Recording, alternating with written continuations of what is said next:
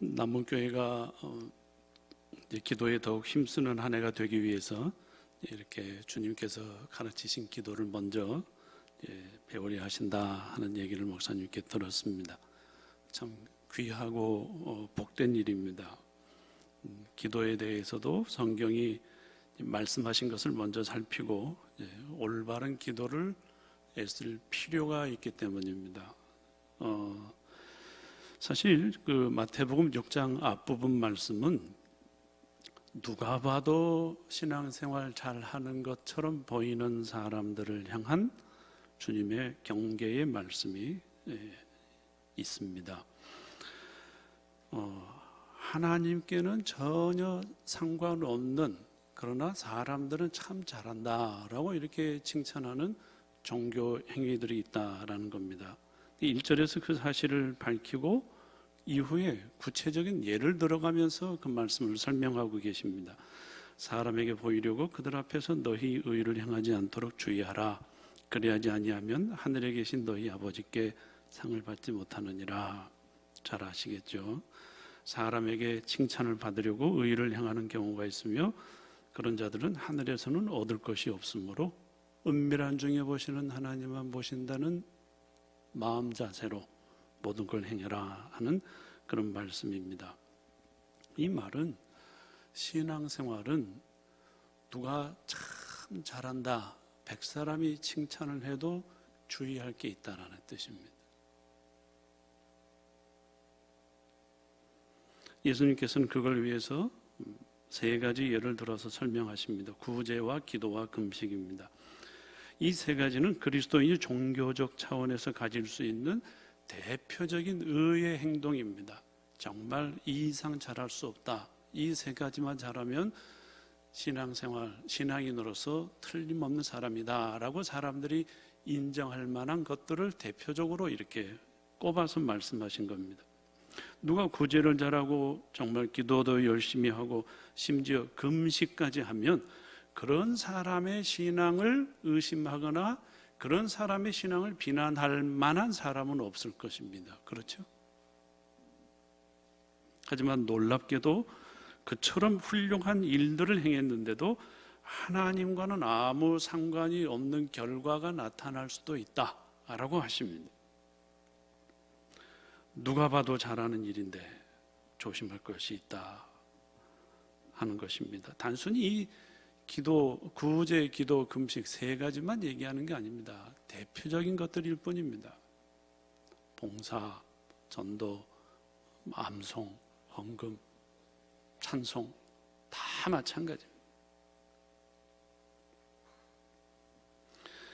가장 신앙적인 행위를 할 수 있는 것, 누가 봐도 신앙인, 아주 훌륭한 신앙인이라고 보이는 것들이라 할지라도 하나님과 아무 관련이 없을 수 있으니 주의하라 하는 말씀부터 먼저 시작하시는 것입니다. 그게 위선의 빌미가 될 수 있다라고 얘기하십니다. 오늘은 기도를 주제로 공부하는 시간이니까 그 중에 이제 기도와 관련해서 말씀하신 주의사항을 먼저 아주 살짝 살펴보고 넘어가겠습니다. 5절입니다. 저는 개역성경입니다. 또 너희가 기도할 때에 외식하는 자와 같이 되지 말라. 저희는 사람에게 보이려고 회당과 큰 거리 어귀에 서서 기도하기를 좋아하느니라. 내가 진실로 너희에게 이르노니 저희는 자기 상을 이미 받았느니라. 기도를 이용해서 명성을 쌓으려는 사람이 교회 안에 있을 수 있다라는 얘기이십니다. 모든 이스라엘 백성은 하루 중 아주 특정한 시간에 기도를 해야 했었습니다. 가장 좋은 기도 장소는 성전이나 회당이었고, 외식하는 사람들은 그곳에서 다들 기도할 때 사람들이 제일 잘 보이는 곳에 가서 기도했다. 그 기도한 것 외에 그 마음이 어떤 마음으로 그 자리에 나가서 기도했는지 하나님은 아신다라는 뜻입니다. 그런데 마침 그들의 규칙 속에 마침 기도 시간이 되었는데 다른 곳에 있었다면 거기서도 기도할 수 있다라고 그들이 정한 내규가 있었습니다. 위선자는 그런 점을 아주 10분 이용해서 일부러 기도해야 될 시간에 맞춰서 사람들 많은 거리를 지나갈 정도로 타이밍을 잡아가지고 기도 시간 됐네, 장터에서 사람 참 많은 데서, 많은 사람들이 볼 수 있는 데서 거기서 기도 시간 됐네, 나 기도 가야지, 이렇게 했다는 겁니다. 사람들은 그 사람의 마음을 모르니까, 상황을 모르니까 진짜 저 사람이 급하게 성전으로 가다가 못해서 여기서 기도하는구나, 저 신실함을 보라, 이렇게 얘기하는데 하나님은 그 마음을 알고 계신다. 그럴 때 하나님은 그런 사람의 기도 안 받으신다는 거예요. 자기는 그토록 독실한 인물인 거로 기도를 열심히 하는 사람이라 하는 인상을 사람들에게 심어주려는 의도를 가지고 기도 열심히 하는 사람도 있다.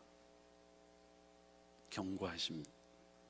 자기 과시의 성향은 집이나 자동차나 돈이나 이런 걸로만 되어지지 않을 수 있다는 걸 주님께서 가르쳐 주십니다.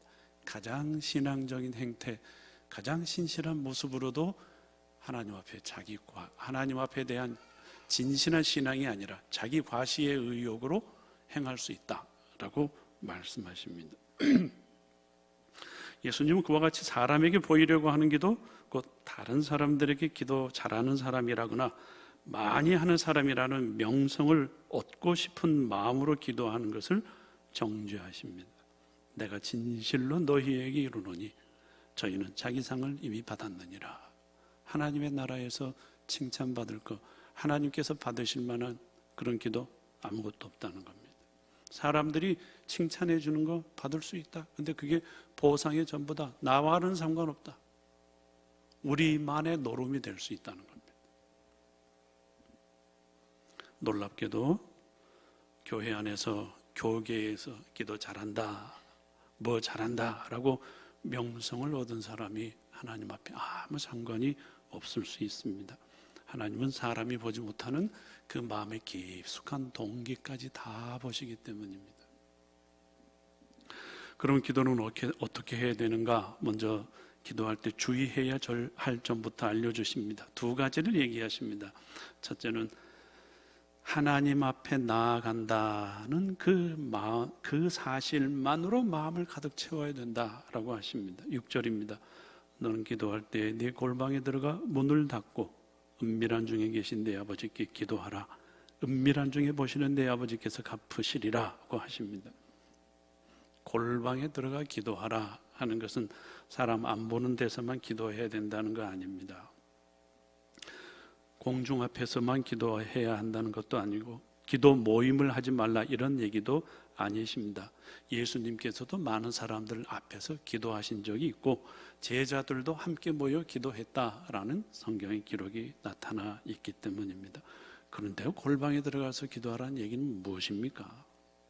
이건 외적인 비밀스러운 기도처를 의미하는 것이 아니고 기도하는 자의 마음의 중심이 기도할 때마다 골방에 들어가는 것과 같아야 된다라는 뜻입니다. 기도할 때마다 나는 지금 하나님 앞에 나가고 있다. 이 생각만으로 자기를 기도하는 자리로 인도해야 된다는 겁니다. 자기 마음을 그렇게 채워야 한다는 얘기입니다. 외식들처럼 내가 참 기도 잘하는 사람이다, 열심히 하는 사람이다 이렇게 알려줘야 되겠다라는 그 마음의 은밀한 생각 가지고 있으면 그걸 당장에 버려야 된다는 겁니다. 종교적 명성을 기대하는 마음이 아니라 오직 내가 지금 하나님의 눈앞에 공중기도든지 같이 모이는 기도든지 혼자 기도하든지 어디서든지 내 앞에는 지금 하나님밖에 안 계신다. 그 생각으로 기도하는 시간 내도록 채워야 된다는 겁니다. 거기서 마음이 떠나서는 안 된다는 겁니다. 공석에서 기도하든 개인적으로 기도하든 자신이 오직 절대자이시고 거룩하신 하나님을 알려나는 그 존귀하신 보좌 앞에 들어가 서 있다. 그래서 말씀을 드리고 있다 라는 마음만 가지고 기도할 수 있도록 자기를 늘 점검하고 추스려야 한다. 우리의 기도 생활은 이것부터 시작해야 된다 하는 말씀입니다. 그게 골방에 들어가라 하는 말씀의 가장 간단한 의미입니다. 그 점과 관련해서 사람은 다른 사람의 마음을 몰라도 하나님은 그가 어떤 마음으로 이 기도처에 나왔는지를 아신다는 것을 기억하고 늘 자기 마음을 점검해 보라는 것입니다. 두 번째로는 중언부언하지 말라고 하십니다. 7절입니다. 기도할 때 이방인과 같이 중언부언하지 말라. 그들은 말을 많이 하여야 들으실 줄 생각하느니라. 우리가 아주 기도 시간의 길이나 특정한 기도 방식 같은 것에 마음을 두는 것도 잘못이라 하는 겁니다. 이렇게 기도하면 잘 들어주겠지. 이렇게 오래 기도하면 다른 사람들보다 더 내 기도를 많이 들어주겠지. 그러지 말라는 겁니다. 중언부언은 의미 없는 말을 계속 반복적으로 되뇌이는 것을 말합니다. 무당들 이렇게 굿하는 거 가끔 방송으로 보면 뭐 자기도 모르고 나도 모르는 말 이렇게 계속 하면서 얼얼얼얼 이렇게 하잖아요. 기원상 이교적으로 자기도 무슨 뜻인지 알 수 없는 말을 무한 반복하는 그런 주술적 언어라든지 말을 많이 하거나 이 특정 행위를 하면서 기도를 하면 잘 들어줄 것이다 라고 하면서 그렇게 하는 기도 행위를 가진 사람들이 다 이방 종교인들입니다. 갈멜산에서 기도하던 바알 선지자들이 얼마나 난리를 치면서 기도를 했다는 것을 여러분 잘 아실 것입니다. 그들이 그렇게 하는 이유는 이 기도의 응답은 내가 얼마나 큰 정성을 쏟느냐, 얼마나 특별한 행위를 하느냐, 얼마나 특별하게 기도를 했느냐, 얼마나 많이 기도했느냐, 거기에 응답이 달라진다라고 생각하고 있기 때문입니다. 세상의 모든 종교는 기본적으로 그와 같은 특징을 갖고 있습니다. 신들의 능력을 빌리기 위해서 사람들이 그 신에게 우선 잘 보여야 된다라는 생각이 그렇게 나오게 하는 것입니다. 하지만 예수님은 그와 같은 생각을 거부합니다. 그 이유를 하나님은 기도하기 전부터 우리가 뭐가 필요한지 또 뭘 기도할 것인지 다 알고 계시기 때문이다 라고 하십니다. 그러므로 그들을 본받지 말라. 구하기 전에 너희에게 있어야 할 것을 하나님 너희 아버지께서 다 아시느니라. 기도 들어주는 건 너희 정성 보고 들어주는 거 아니라는 겁니다. 부모가 자식에게 갓난아기라든지 모든 자식에게 관심을 가지고 아이에게 필요한 것을 앞질러 생각하고 마련하는 것이 부모의 입장이죠. 배가 고플 것 같으면 젖 준비하고 얘가 씻어야 될 것인지 기저귀 갈아야 될 것인지 부모가 다 해주지 않습니까? 하나님은 우리 모두에게 그렇게 하시는 분이시다라고 주님께서 가르쳐주고 계십니다. 하나님은 우리가 아뢰기 전에 필요한 것을 모두 알고 계십니다. 우리는 하나님의 관심을 끌기 위해서 애를 쓸 필요가 없습니다. 정직하기만 하면 됩니다. 진실하기만 하면 됩니다. 솔직하게 말씀드리면 됩니다.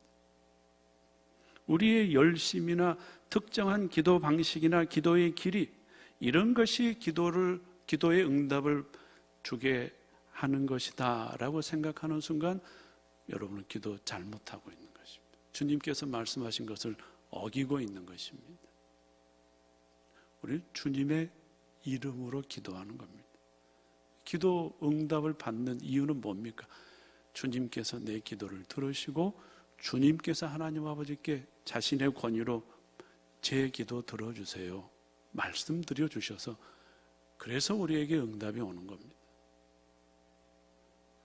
예수의 이름으로 기도하라 하는 건 주문이 아닙니다. 예수님의 권위로만 그 이름을 힘입어서만 우리가 하나님께 기도할 수 있고 응답이 올 수 있다라는 겁니다.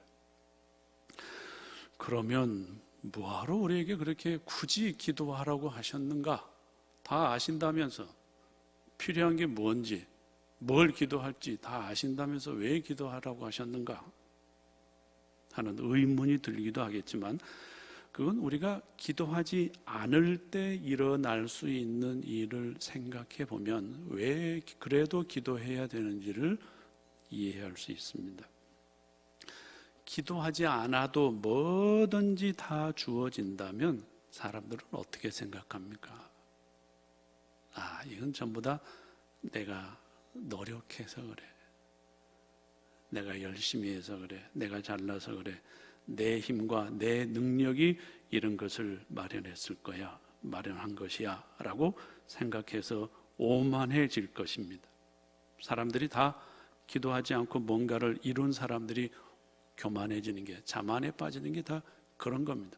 세상 사람들은 뭔가 정말 노력하고 뭔가를 성취했으면 다 자기가 계획자라고, 자기 능력이, 자기 머리가, 자기 조직력이 뛰어나서 그런 줄로 알고 살고 있습니다. 어림없는 얘기입니다. 그냥 하나님께서 그렇게 얼마나 많이 베풀어 주셨는지를 기억하지 않는 오만함인 것입니다.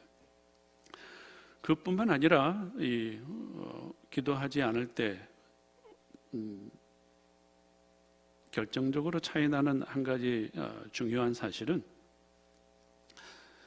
하나님과의 진정한 교제도 사라진다라는 겁니다. 하나님께서 기뻐하시는 인격적인 사랑의 교제도 사라집니다. 하나님은 기도해야 주겠다라는 어떤 권한을 가지고 우리를 쪼으려고 하는 것이 아니고, 우리를 비굴하게 하려는 것이 아니고, 기도하러 나오는 그 시간을 하나님은 좋아하시는 거예요. 만나는 걸 좋아하는 거지, 네가 어떻게 나한테 잘 보이냐 이런 거 아니라는 겁니다.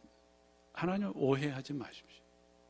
무당들, 우상 숭배자들이 하는 것과 같은 신관을 우리는 너무도 많이 갖고 있습니다. 하나님 그런 분 아니세요. 기도해야 준다라고 말씀하시는 것은, 네가 기도하러 와서 나를 만나려고 나오는 거, 그거 내 반갑다, 같이 얘기하자, 그거예요.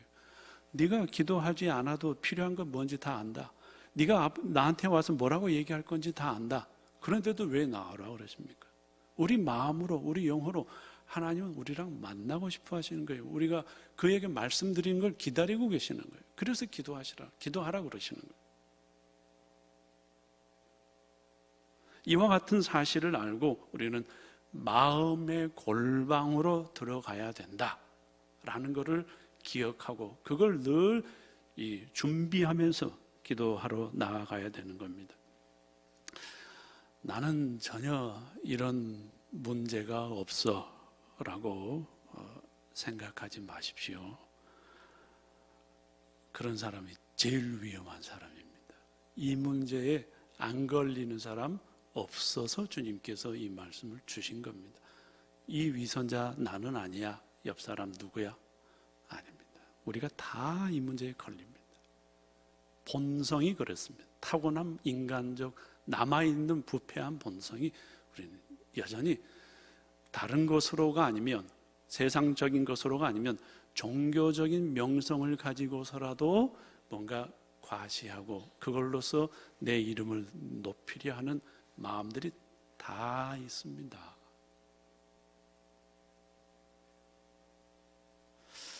신 목사님만이 있는 것 같은데요 하는 눈빛들이신데 주의하셔야 됩니다.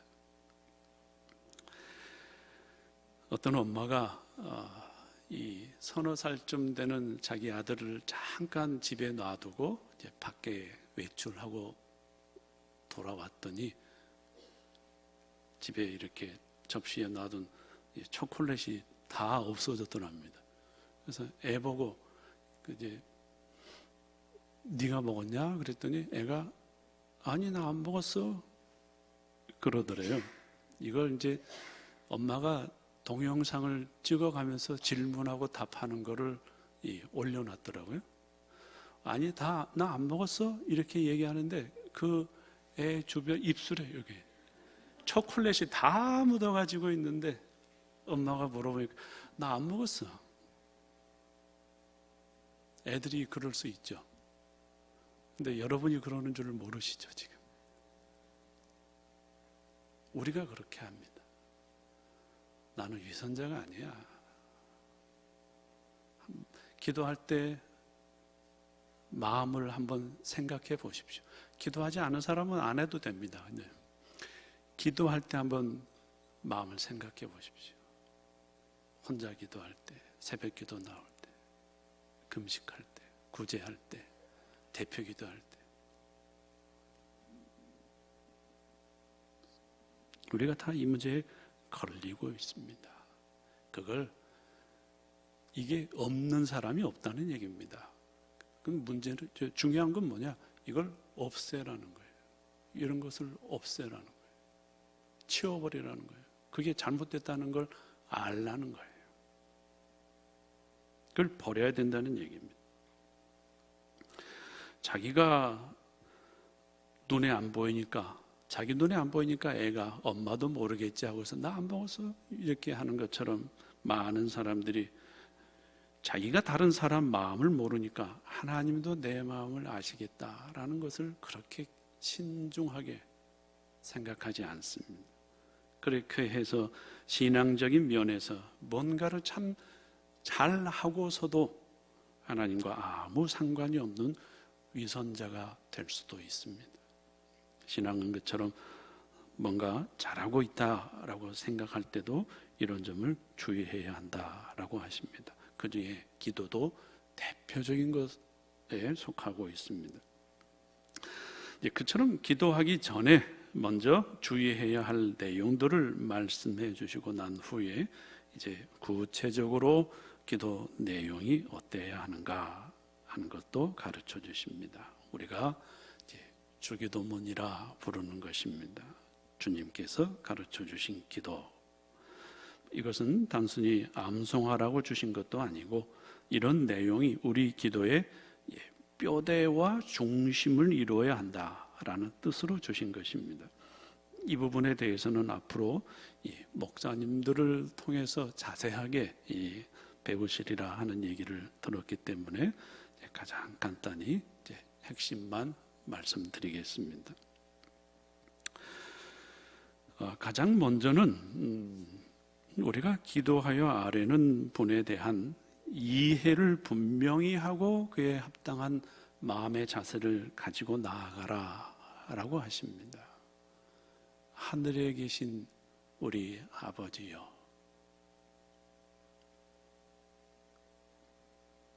무슨 뜻입니까?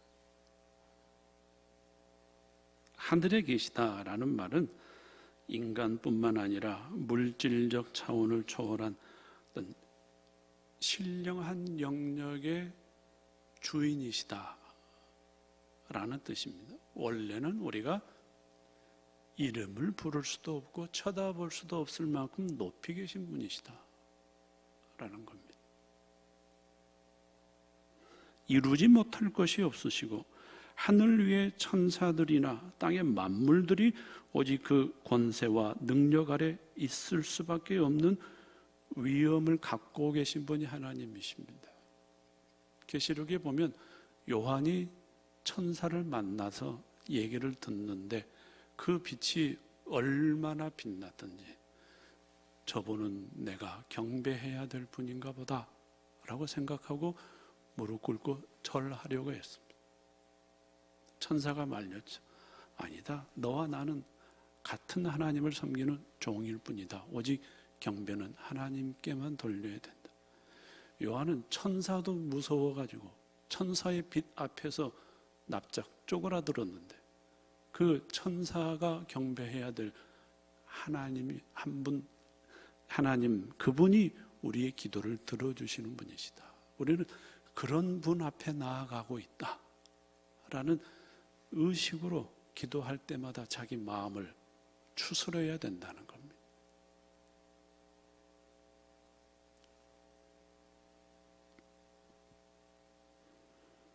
참으로 높으시고 위엄 있는 하나님이심을 기억하며 나아가라 하는 겁니다.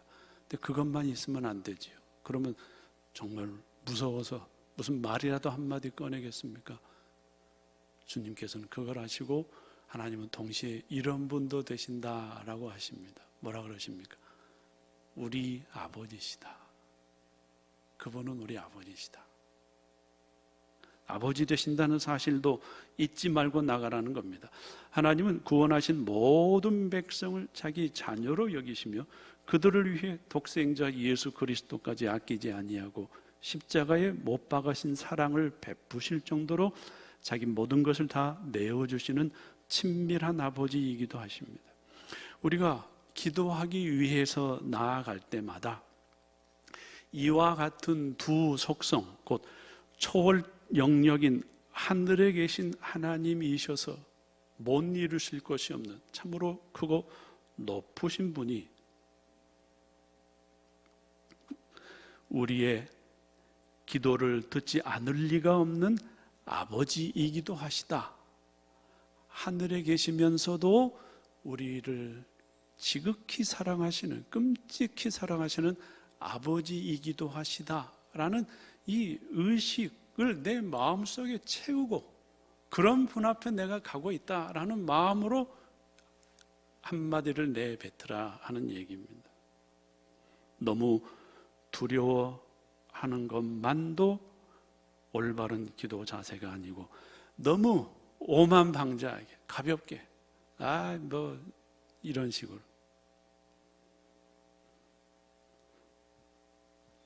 그렇지도 않은 겸손하기도 하고 경건하기도 한, 그리고 전혀 가볍지 않으면서도 그 신뢰함이 아주 충만히 드러나는 마음의 자세로 나아가야 한다라는 말씀입니다. 그 마음으로 나아가는지를 확인해라 하는 것이 하늘에 계신 우리 아버지여라고 부르고 시작하라 하는 말씀의 뜻입니다.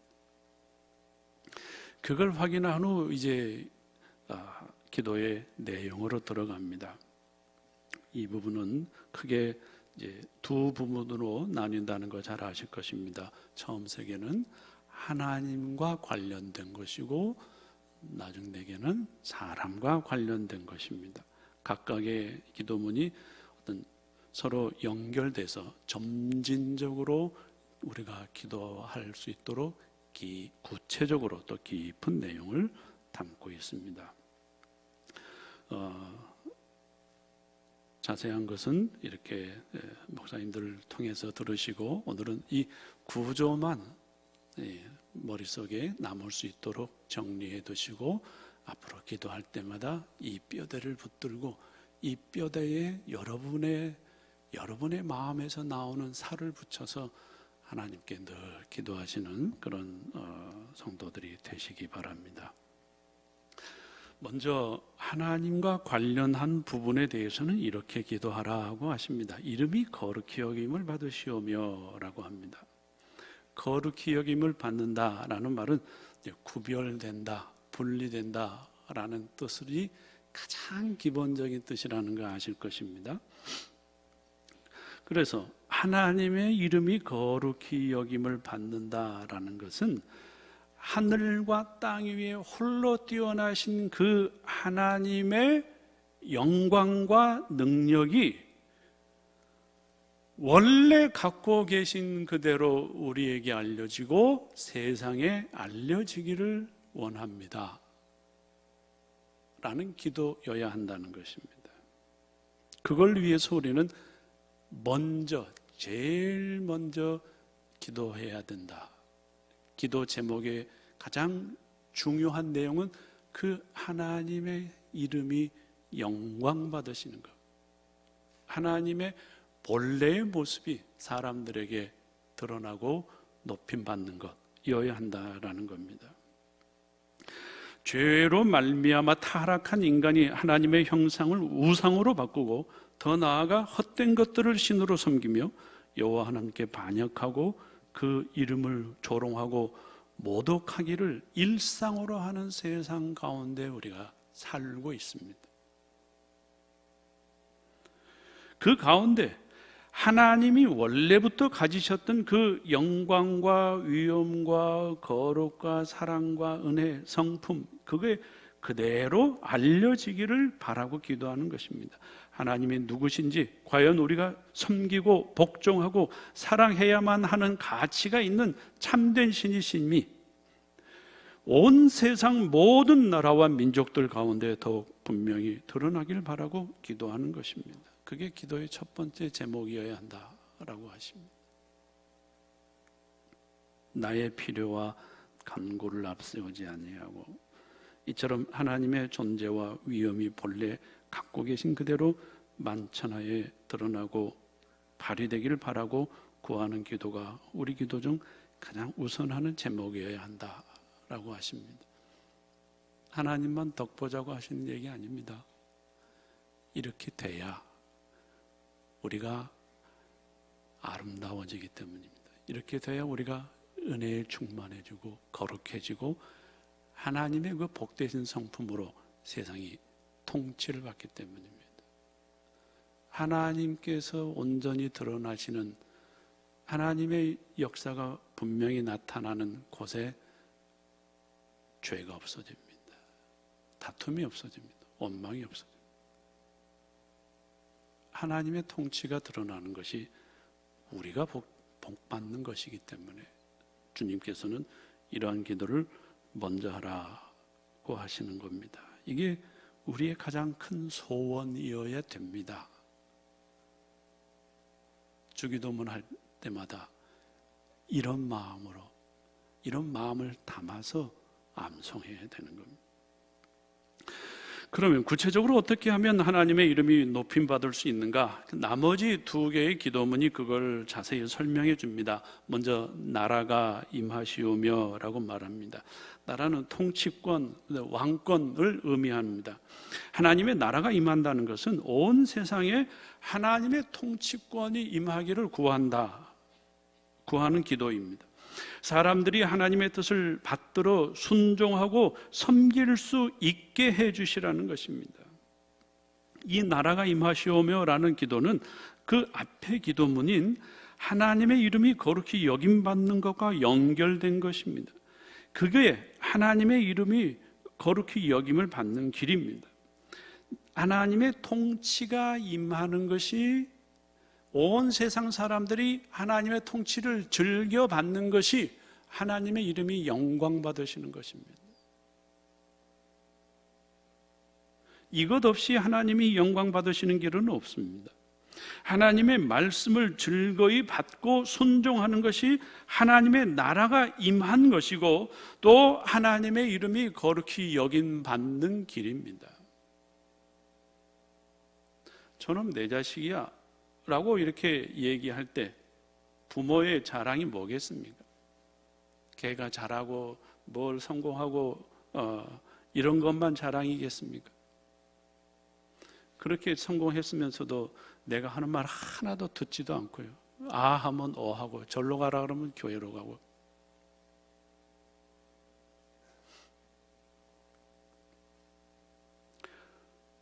소통이 돼야죠.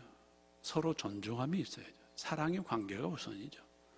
걔가 뭘 어떻게 하든지 간에 부모를 존중하고 공경하고 부모의 사랑이 자기에게 임했다는 걸 알고 뭐든지 자기 일 열심히 하면서도 부모의 말씀을 신중하게 듣는 이런 모습이 부모의 자랑 아니겠습니까?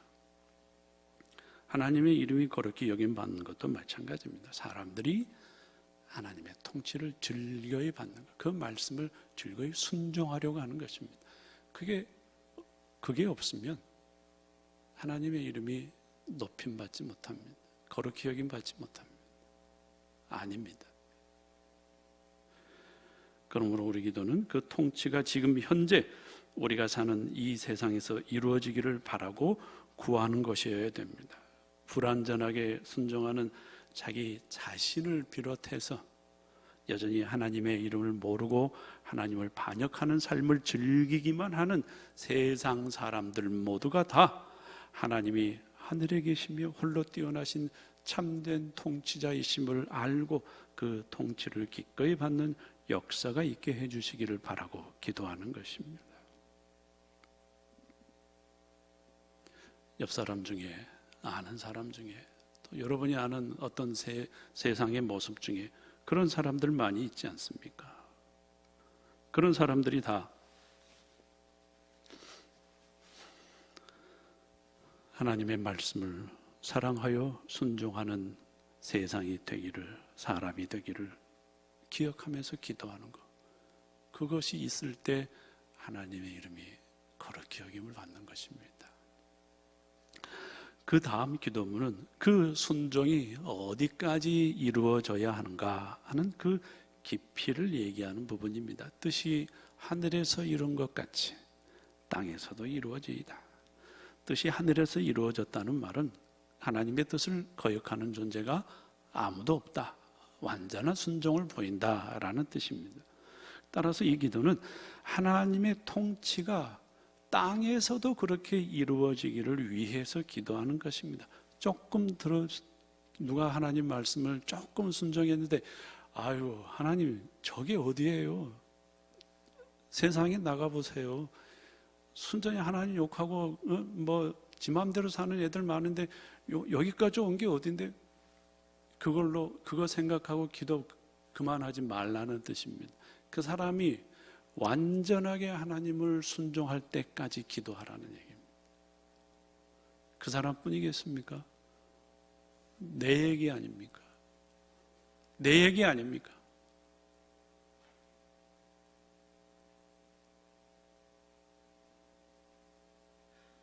요만큼 뭐 해놓고 하나님 앞에 이만큼 자랑하려고 하는 게 우리 얘기 아닙니까? 그러지 말고 완전하게 순종할 것을 위해서 기도하라는 겁니다. 그게 우리 기도의 앞부분에 있어야 되는 우선적인 기도 제목이라 하는 것입니다. 하늘에서 하나님의 뜻을 거역하는 천사가 없고 하나님의 뜻이 완전하게 이루어지듯이 마귀의 역사로 죄악의 소굴이 되어버린 이 땅이 하나님의 통치를 온전히 받아들이는 나라가 되기를 바라는 마음에서 기도하는 것입니다. 현재 이 땅은 하나님께 대하여 반역자들의 무리로 가득 차 있습니다. 하나님을 가장 심각하게 대적하는 피조물은 땅에 사는 사람들입니다. 사람들에게 가장 중요한 것들, 가장 귀한 것들, 가장 좋은 것들을 다 주었더니 사람들은 그걸 가지고 하나님을 가장 크게 반역하는 도구로 삼았습니다. 어떻게 잘 머리를 굴려서 율법을 이리 비틀고 저리 비틀고 하는지, 어떻게 자기 감정을 충만하게 생각해서 하나님의 뜻을 저버리고 죄악의 것을 좋아해서 죄를 취향 삼아 세상으로 나아가는지, 가장 많은 선물을 주신 사람이 하나님을 가장 크게 반역하고 있습니다. 심지어 하나님의 백성이라고 자부하던 유대인과 바리새인과 서기관들처럼 성경을 들고서도 하나님의 참뜻을 오해하여 오히려 자신들과 다른 사람들을 배도의 길로 인도하는 무리들도 있습니다. 그런 사람들이 모두 하나님의 뜻을 순종하여 그 통치를 기쁨으로 받기를, 마치 하늘에서 천사들이 하나님께 조금의 부족함이나 죄도 없는 채로 완전하게 순종하는 것처럼 이 세상에서도 그와 같이 완전한 모습으로 순종하는 모습이 있기를 나도 함께 바라고 기도하는 것입니다. 그걸 기도해야 되는 겁니다.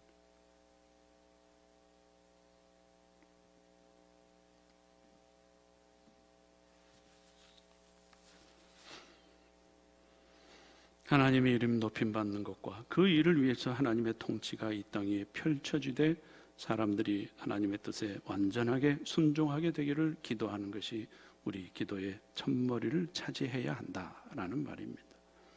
우리의 가장 큰 열망이 이런 내용이어야 하는 것입니다. 그걸 살펴보시기 바랍니다.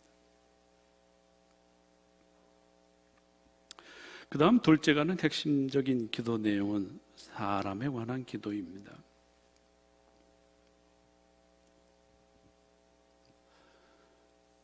이건희 목사님이 시간을 뭐 1시간 안에 끝내주십시오 해가지고 끝내려고 하는데 될지 모르겠습니다. 뭐 제가 좀 말이 느려서 그렇지 내용이 많은 건 아닙니다. 그러니까 하여튼 최대한 뭐 자세한 걸 들으실 테니까 이렇게 주기도문이 이런 구조가 되어 있다 하는 하나의 틀만 아주 간단하게 생각하는 기회가 됐으면 좋겠습니다. 그게 하나님과 관련된 기도 내용이었고 첫 번째 우리 모든 기도의 앞부분 중요성을 차지해야 된다라고 하십니다. 주께서 가르쳐 주신 바입니다. 제 얘기 아닙니다. 그 다음에 두 번째 핵심적인 기도 내용은 이제 사람에 관한 것으로 옮겨올 수 있다라고 합니다. 먼저 그날 필요한 양식을 주시기를 기도하라고 하십니다. 오늘 우리에게 일용할 양식을 주옵시고, 그날 제공받아야 하는 하루치 몫을 가리킵니다.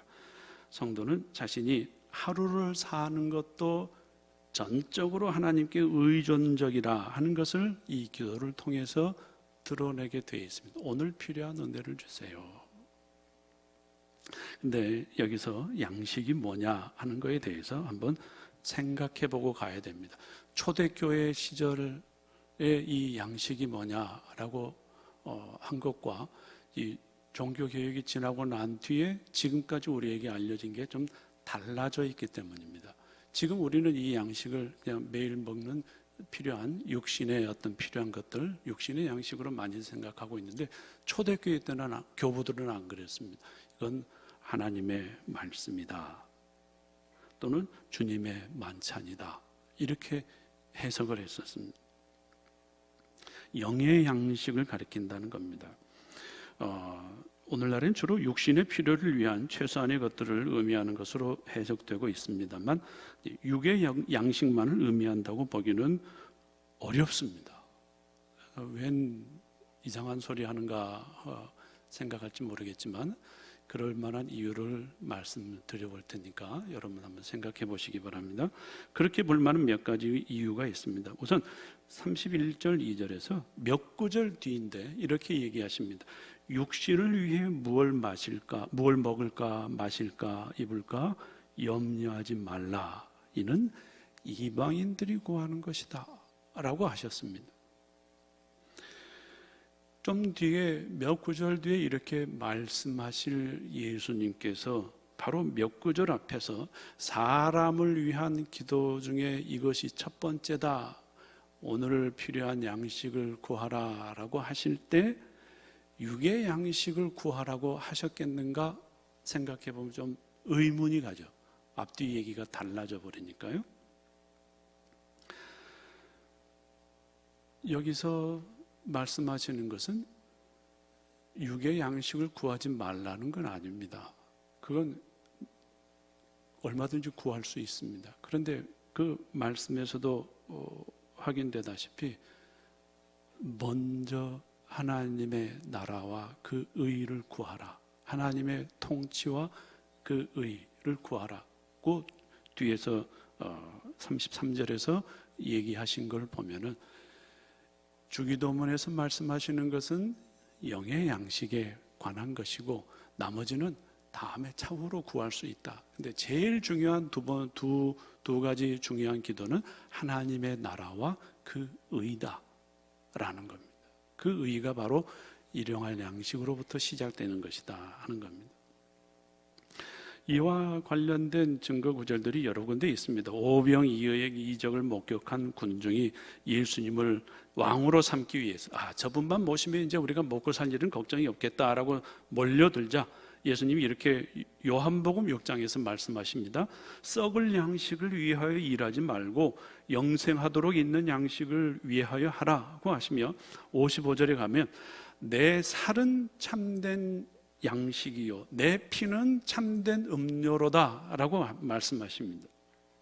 그리고 이런 말씀, 이 주기도문을 가르치기 얼마 전에 40일 밤낮으로 예수님께서 광야에서 금식하면서 기도하셨을 때 마귀가 시험하러 오지 않았습니까? 그 마귀가 시험할 때 예수님께서 뭐라고 말씀하셨습니까? 먹는 것과 관련해서 사람이 떡으로만 살 것이 아니고 하나님의 입으로부터 나오는 모든 말씀으로 살 것이라고 하셨습니다. 그 말씀도 여기서 구하는 이 양식이 영적 양식이 우선이다 하는 것을 알게 합니다. 예수님께서 40일 금식하셨다는 건 뭡니까? 육신의 양식은 매일같이 취하지 않아도 괜찮았다라는 뜻 아닙니까? 그런데 우리는 매일같이 먹어야 삽니까? 그거 아니죠. 영적 양식이 우선이라 하는 겁니다. 밥 못 먹어서 최대한 40일까지 굶어도 된다는 얘기입니다. 그런데 하나님의 말씀을 가지고 내 영혼이 사는 것은 하루도 굶으면 안 된다는 겁니다. 그걸 위해서 기도하라. 그 양식을 얻기 위해서.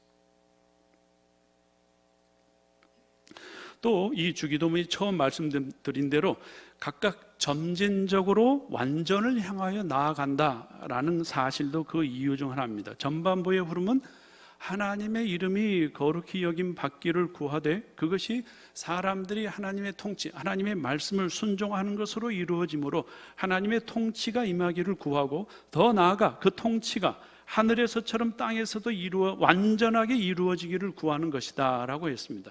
이처럼 점진적이고 구체적인 형태로 완전함을 위한 기도문이 진행되고 있는데 후반부도 마찬가지로 점진적이라는 거 기억해 두시기 바랍니다. 먼저 일용할 양식을 먹음으로써 죄사함의 은혜를 얻고 그래서 자기도 남을 용서할 줄도 아는 자가 되기를 구하되 후에는 시험받아도 이제는 죄를 짓지 않는 사람이 되고 더 나아가서 죄의 올무에서 벗어난 악의 악 자체에서 벗어난 상태까지 이르기를 소원하는 모습으로 완전한 거룩을 이루는 그 열망으로 기도해야 된다라고 말씀하고 있기 때문입니다. 그렇게 할 수 있는 근원적인 힘이 바로 일용할 양식입니다. 예수님의 살과 피, 그걸 얘기해 놓으신 하나님의 말씀 매일 먹으라는 겁니다. 근데 우리가 매일 읽어도 모르니까 그것이 나에게 이해되어지고 내 영혼에 소화되게 하기 위해서 하나님의 도우심이 필요하니까 기도하라는 얘기입니다. 농부가 잡초 뽑고 가지 치고 비료 뿌려준다고 해도 하늘에 비와 해가 없으면 농작물이 안 자라니까 자기가 열심히 해도 하나님의 하늘의 도우심이 반드시 필요하니까 하나님의 말씀도 내가 열심히 묵상하고 기도하고 연구하고 배우고 외우고 암송하고 하면서도 하나님 이 말씀이 나에게 이해되게 해 주십시오. 오늘 하루 살 수 있는 영적 힘을 제게 주십시오. 깨달음을 주십시오. 기도하라는 겁니다. 물론 이 말씀은 육의 양식을 위해서 기도하지 않아야 된다는 말이 절대로 아닙니다. 육신적인 모든 필요에 대해서도 하나님께 늘 아뢰고 기도하며 나아가야 됩니다. 불현듯 찾아오는 모든 육적인 필요에 대해서도 주님께 의지하여 구해야 됩니다. 성경에 그런 사례들이 여러 군데 있습니다. 어려울 때, 병들 때, 어려운 굶어 핍박 가운데 굶는 사람들을 위해서 기도하고 도와주라 하는 그런 얘기들 많이 있습니다. 그런데 너희는 먼저 그의 나라와 먼저 그의 의를 구하라 하는 말씀으로 후반부에서 확정하신 것처럼 우리가 가장 중요하게 여겨서 우리 기도에 앞장서서 구해야 될 것은 바로 하나님의 이름이고 우리의 거룩이다, 의로운 삶이다 하는 것입니다. 그것도 완전하게 되기를 구하는 것입니다. 성도는 자기 기도의 중심과 뼈대를 이걸 삼아서 거기에 각자의 살을 붙여서 자기의 필요를 따라 하나님께 기도 드리라고 하는 것입니다. 우리 기도를 점검해 볼 때 첫째는 하나님의 영광이요, 둘째는 우리의 거룩하고 구별된 삶을 위한 내용이 우선적이어야 된다라는 겁니다. 일용할 양식이 그와 같은 의미라는 사실은 이제 뒤에 이어주는 기도문 속에서 더 구체화됩니다. 일용할 양식을 얻어야 할 이유가 어디에 있는가 하는 걸 분명히 말씀해 주시기를, 우리가 우리에게 죄 지은 자를 사하여 준 것 같이 우리 죄를 사하여 주옵시고 랍니다. 이 말은 마치 우리가 누군가를 용서해 줘야 우리 죄를 위해서 기도할 때 하나님이 우리를 용서해 주시는 것처럼 보이지만 사실은 그렇지 않습니다. 문자적으로 번역하면 우리 죄를 용서해 주십시오, 그리고 그와 같이 우리도 우리에게 죄 지은 자를 용서하게 해 주십시오, 이런 뜻입니다. 자기가 먼저 용서받았으니 남도 용서하는 사람이 되어야 되고, 그렇게 너가 받은 용서대로 다른 사람도 용서할 수 있는 사람이 되어야 된다라는 하나님의 뜻이 지금 반영이 되어 있는 말씀입니다. 14, 5절은 그 점을 중요하게 생각해서 추가적으로 이 교훈하여 주시는 말씀입니다. 우리는 당연히 우리에게 죄 지은 자를 용서해 줘야 되는 사람입니다. 우리가 먼저 용서받았기 때문입니다. 그 같은 사실을 기억하고 우리에게 죄 지은 사람을 용서하면서 자기의 죄사함을 구해야 한다 하는 것입니다. 내가 먼저 용서한 것이 내가 용서받는 조건이 아니라는 겁니다. 1만 달란트 비유에서도 확인할 수 있듯이 우리는 갚을 수 없는 빚을 탕감받은 죄인들입니다. 그걸 이미 받았기 때문에 다른 사람을 용서할 수 있는 힘이 생기고 용서해야 할 의무가 생기는 것이지, 다른 사람한테 몇십만 원 나한테 빚진 거 내가 탕감해 줬으니 하나님 수조 원 내가 하나님한테 빚진 거 탕감해, 이런 식으로 요구할 수 있는 일이 아니라는 겁니다. 먼저 받았으니까 너희도 용서하라. 근데 그것조차도 우리는 안 되는 거예요. 그래서 그걸 위해서도 기도해야 된다는 겁니다. 하나님 제 죄를 용서해 주십시오. 그리고 내가 그와 같이 우리도 우리에게 죄 지은 자를 용서하게 해 주십시오. 힘을 구해야 된다는 겁니다. 다른 사람을 용서하는 것도 성령님의 도우심으로 가능하기 때문입니다. 그런 다음 우리를 시험에 들게 하지 마옵시고 라는 말씀은 무슨 뜻입니까? 이 시험이라는 것도 단순하지 않습니다. 예수님께서 광야에서 40일 동안 시험 받으시러 갈 때 이 처음 얘기하는 모습은 이 시험이라는 게 참 복잡하구나 하는 것을 알게 합니다. 마태복음 4장 1절에 그때에 예수께서 성령에게 이끌리어 마귀에게 시험을 받으러 광야로 가셨다라고 되어 있습니다. 예수님이 한 번 시험 받으시는데 시험의 주체가 세 주체가 등장합니다. 마귀가 시험을 하는 자리로 성령께서 이끄셨고 예수님이 직접 발을 옮겨가십니다. 누가 시험한 겁니까? 모르는 거예요. 마귀도 예수님을 시험을 하려고 했고 성령께서도 그 시험을 받을 수 있도록 데리고 가셨고 예수님은 자원하여 가셨습니다. 예수님 안 가겠다고 하시면 마귀가 끌고 갈 수 있습니까? 아닙니다. 자원하여 가신 겁니다. 그러니까 시험의 어떤 주체가 세 군데나 있는 겁니다. 이런 것을 또 하나님께서 허락하셨습니다. 이처럼 시험이라는 것 자체가 참 복잡합니다. 그러므로 시험에 들게 하지 마옵시고 라는 이 말씀은 하나님께서 허락하셔서 우리에게 마귀가 주는 시험이 닥쳐와도 그 시험을 통하여 하나님의 뜻은 이루되 마귀의 의도대로 죄 짓는 자리에는 빠지지 않게 해 주십시오 라는 기도라는 겁니다. 시험 받을 수는 있다는 걸 알고 그 시험을 받는 도중에도 죄 짓는 자리로 가지는 않게 해 주십시오. 하나님께서 이 시험을 허락하신 목적을 이루게끔은 해 주십시오. 그런데 마귀가 나에게 시험을 베풀고 이 시험을 통해서 마귀가 성공하지는 않게 해 주십시오. 그걸 우리는 기도해야 된다는 겁니다. 어떤 시험을 당하여도 죄를 짓는 대로 가지 않도록 하는 것이 우리의 소원이자 기도여야 한다는 말입니다. 그 점은 다음 기도문에서 더 분명해지죠. 다만 악에서 구하시옵소서. 어떠한 악에도 빠지지 않게 기도하라는 겁니다. 어떤 조그마한 죄도 짓지 않기를 바라는 진실한 소망을 기도하는 것입니다.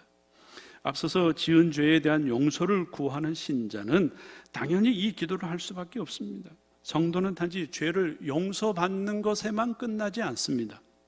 자기도 다른 사람을 용서하고 시험을 받을 때에도 마귀의 의도대로 죄를 짓는 자리에 빠지지 않기를 바라며 거기서 더 나아가 어떠한 악에게도 침범당하지 않기를 바라는 사람입니다. 그걸 위해서 진짜 열망이 있는 사람은 그걸 위해서 기도하는 법입니다. 죄사함으로부터 완전한 거룩에 이르는 삶을 바라며 기도하게 되어 있습니다. 일용할 양식은 그와 같은 삶을 하루도 거르지 않고 살 수 있게 하는 유일한 힘입니다. 그리스도 예수의 살과 피, 그걸 우리 마음에, 우리 영혼에 집어넣어 줄 수 있는 방편인 하나님의 말씀, 거기서부터 시작하는 겁니다. 십자가를 지신 예수 그리스도를 마음의 양식으로 먹는 사람만이 이 온전한 거룩함을 바라며 그 바람을 이루기까지 기도를 쉬지 않는 법입니다. 이와 같은 소원을 기도로 아뢰는 것이 성도들이 해야 할 두 번째 중요한 내용에 해당됩니다. 마지막으로 나라와 권세와 영광이 아버지께 영원히 있사옵나이다 라고 아멘 한다고 했습니다. 일종의 성령입니다. 개역 성경에서는 이걸 대개로 번역하고 있었는데 아주 중요한 말입니다. 왜냐하면 이라는 뜻입니다. 따라서 의미상으로 이 말씀은 나라와 권세와 영광이 아버지께 영원히 있기 때문입니다 라고 기도를 마치라는 겁니다. 무슨 말이냐면 기도에 응답해 주실 수 있는 모든 권세와 능력과 지위가 하나님께 있기 때문에 제가 이렇게 기도할 수 있습니다 라고 고백하는 것으로 일종의 찬양을 보내고 확신을 가지고 기도를 마무리하라는 것입니다. 이런 내용이 기도의 끝부분을 차지해야 한다라고 말합니다. 기껏 기도해놓고 뭐 들어주든지 안 들어주든지 마음대로 하세요. 이게 될라나 뭐 이런 불신으로 기도를 끝내지 말라는 겁니다. 어떤 사람이 좀 기도를 했답니다. 근데 참 어이없는 기도인데 이사를 갔는데 그 앞에 산이 가로막혀 있어가지고 너무 멋진 경관이 그 뒤에 펼쳐져 있는데 안 보이더랍니다. 뭐든지 하나님이 기도하라고 그러셨으니까 저거 기도해 봐야 되겠다. 하나님 내일 아침에는 저 산 좀 치워주세요. 어떻게 됐겠습니까? 건설업자가 와가지고 산을 다 깎아버렸으면 좋겠는데 그러지 않고 아침에 일어나서 보니까 그대로 있더랍니다. 이 사람이 그걸 보고 뭐라 그랬습니까? 그럴 줄 알았어.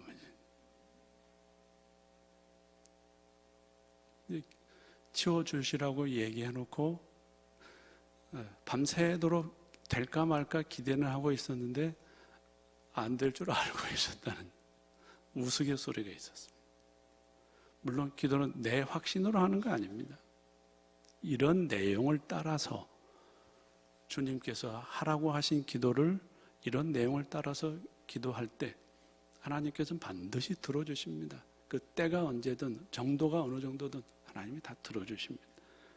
왜냐하면 하나님께는 들어주실 수 있는 권세, 능력, 지위가 있기 때문입니다. 그런 찬양과 그런 신뢰감을 하나님께 나타내 보이고 기도의 자리를 떠나시기 바랍니다. 이런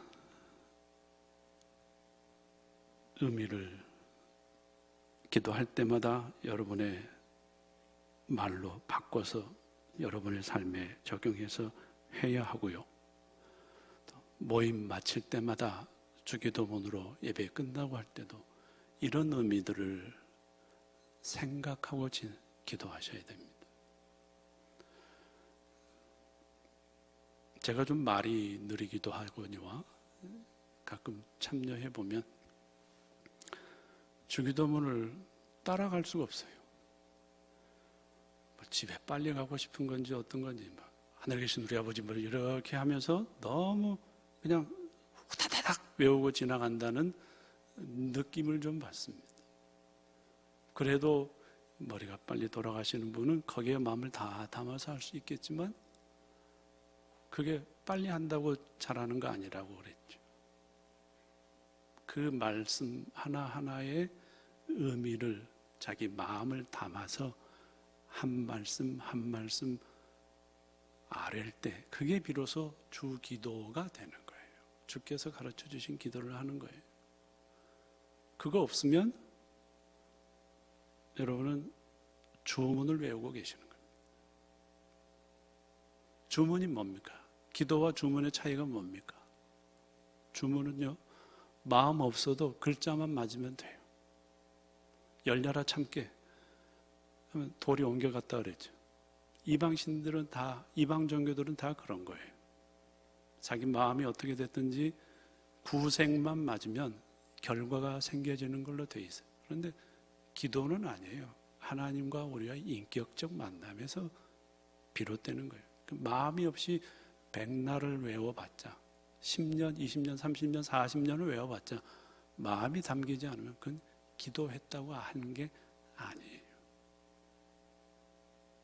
이런 사실을 잘 아시고 하나님이 사람 마음, 내 마음까지 들여다보시는 분이시다라는 것, 그리고 주님께서 이런 마음을 가지고 이런 내용을 담아서 하나님께 기도하라 하고 하신 이 말씀을 앞으로도 더욱 목사님들 함께 자세히 배우시면서 여러분들이 드리는 기도마다 우리 하나님께서 기쁨으로 받으시는 앞으로의 기도 생활이 되시기 바랍니다.